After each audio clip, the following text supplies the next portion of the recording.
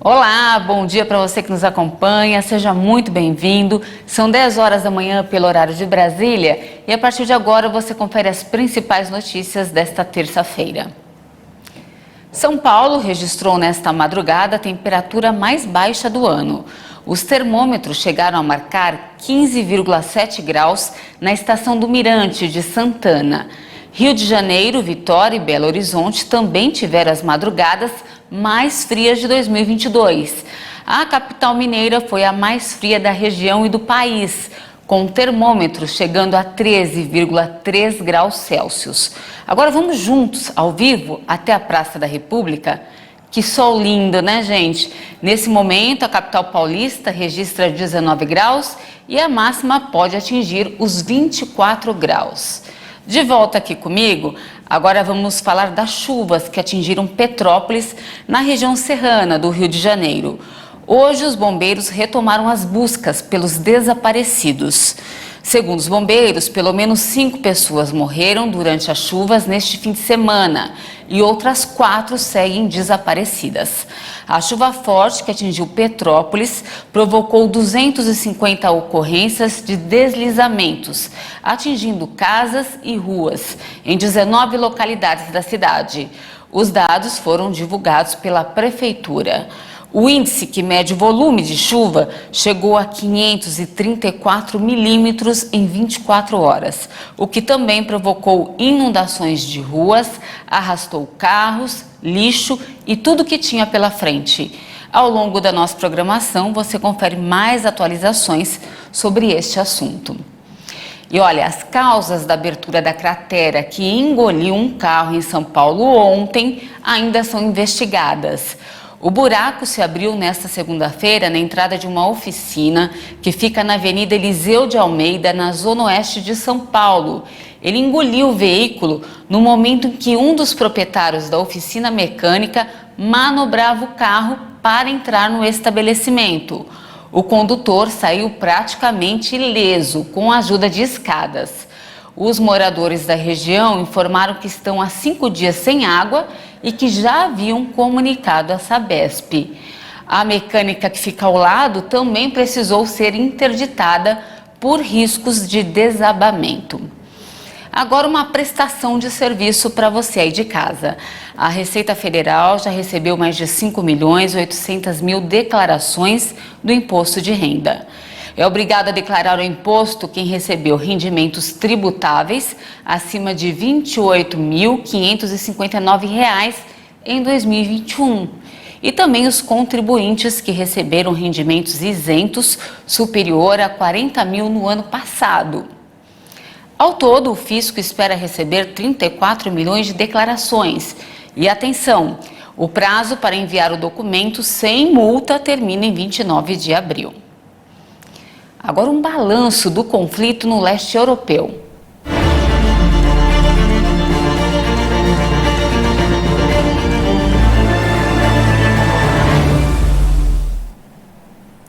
O conflito entre a Rússia e a Ucrânia está prestes a completar um mês sem acordo. As conversas para um cessar-fogo estão suspensas temporariamente e as batalhas continuam em território ucraniano. Mariupol é a zona crítica, com relatos de situação de calamidade da população local. Mariupol é essa zona que está em pior situação neste momento. E a capital Kiev também tem sido palco dos ataques. De acordo com um balanço divulgado pelo governo ucraniano, mais de 8.000 pessoas passaram pelos 7 corredores humanitários abertos no país. Hoje, porém, essas rotas estarão suspensas. E ainda sobre o assunto, o governo norte-americano advertiu sobre a possibilidade de um ataque cibernético russo e pediu que as empresas mantenham cautela. Segundo o democrata, os serviços de inteligência indicam uma crescente ameaça cibernética russa. Biden pediu às empresas americanas que preparem defesas imediatamente. A assessora de Segurança Nacional adjunta para a tecnologia cibernética e emergente, Ann Neuberger, também falou sobre a ameaça. Já alertamos anteriormente sobre o potencial da Rússia de realizar ataques cibernéticos contra os Estados Unidos, inclusive como resposta aos custos econômicos sem precedentes que os Estados Unidos e aliados e parceiros impuseram após a invasão russa da Ucrânia. Estamos fazendo isso com base na evolução da inteligência de ameaças de que o governo russo está explorando opções para possíveis ataques cibernéticos em infraestrutura crítica nos Estados Unidos.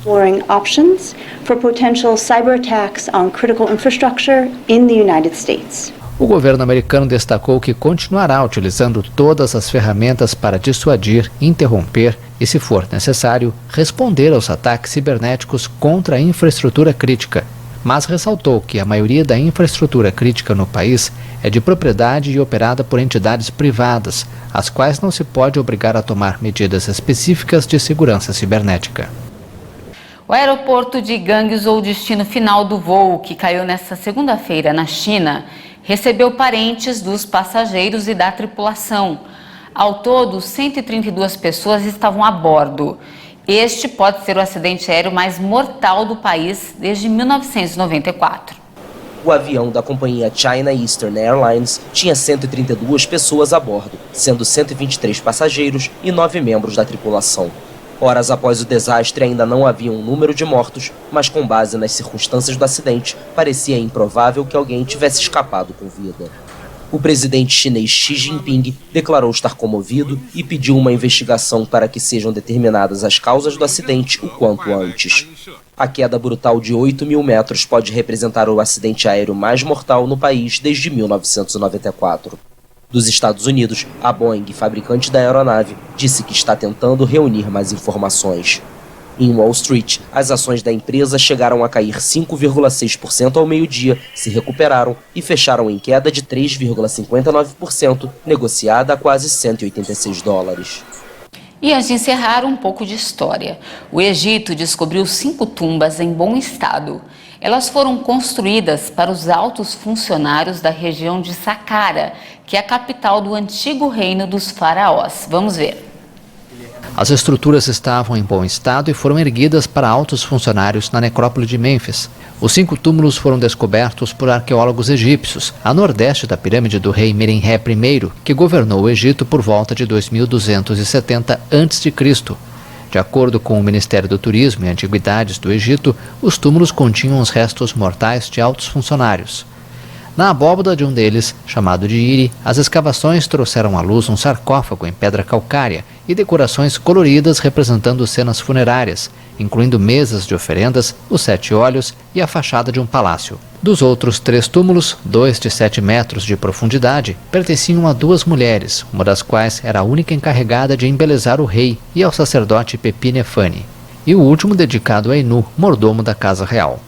Em janeiro de 2021, o Egito revelou novos tesouros arqueológicos na necrópole de Saqqara, incluindo cerca de 50 sarcófagos do Império Novo com mais de 3.000 anos, garantindo que permitiam reescrever a história desse período.